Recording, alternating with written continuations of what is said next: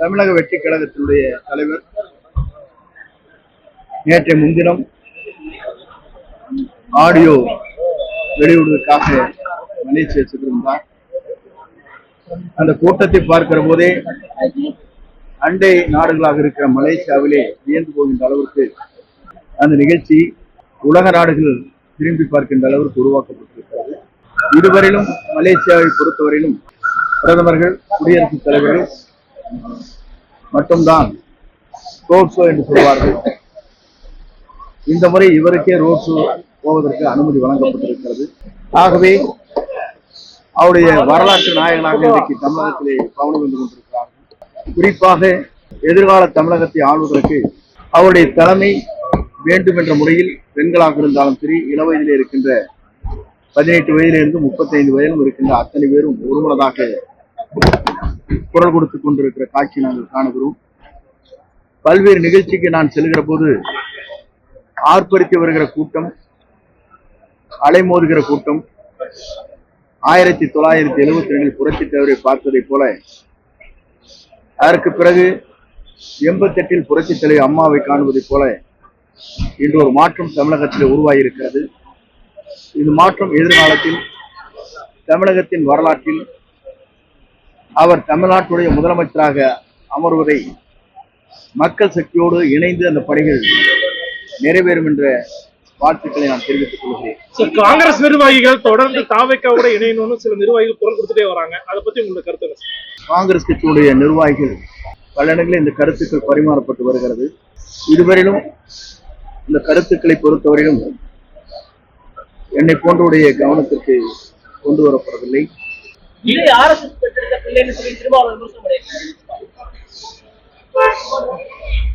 ஒவ்வொரு தலைவரும் ஒவ்வொரு கருத்துக்களை சொல்லுகிறார்கள். அப்படி என்றால் நாங்கள் சொல்ல வேண்டும் என்று சொன்னால், இலங்கை தமிழருக்கு குரல் கொடுத்த சீமான் அங்கே விருந்து கொண்டு விட்டு பரிசு பொருளை வாங்கி வந்த காலம் இருக்கிறது. காங்கிரஸ் நிர்வாகிகளோட கருத்து உங்களுடைய கவனத்துக்கு வந்தா என்ன முடிவு எடுப்பீங்க சார்?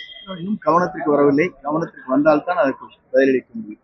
இலங்கை மீனவர்கள் இந்த ராமேஸ்வரம் மீனவர்களை பிடிச்சிட்டு போயிடுறாங்க இலங்கை கடற்படைகளுக்கு. அதனால தமிழக வெற்றி கழகம் குரல் கொடுக்கல அப்படிங்கிற பொதுவாக ஒரு புதிய இயக்கம் துவங்கி இருக்கிறது.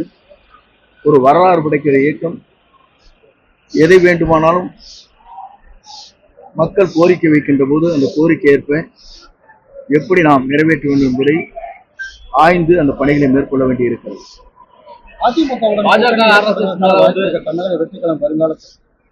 பொறுத்திருந்து பாருங்கள்.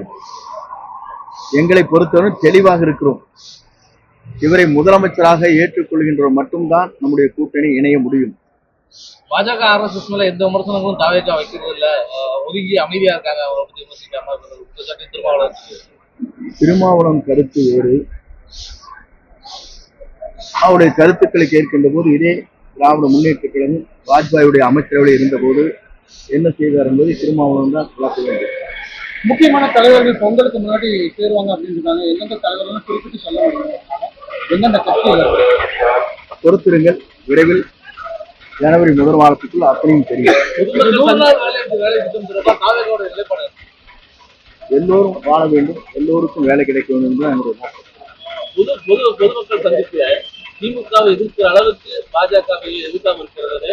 அதன் அடிப்படையில் திருவாரூர் சொல்றாரு. ஆனா களத்தில் நீங்க பாஜக எதிராக பெரிய அளவில் விரும்ப எங்களை பொறுத்தவரை தெளிவாக சொல்லியிருக்கிறார். நாங்கள் தெளிவாக புரிந்து கொள்ள வேண்டும். ஈரோடு பொதுக்கூட்டத்திலே பேசுகிற போது 2 கருத்துக்கள் பரிமாறப்பட்டது. அங்கே இருக்கிற லட்சக்கணக்கான மக்களும் அதற்கு கோஷம் அளித்தார்கள். கொள்கை ரீதியாக நாங்கள் எதிர்க்கிறோம். யாரை அப்படின்னு கேட்டார். சொன்னாங்களே இல்லையா? தெளிவாக மக்கள் சொன்னார். மக்கள் உணர்வைத்தான் அவர் பிரதிபலிக்கிறார்.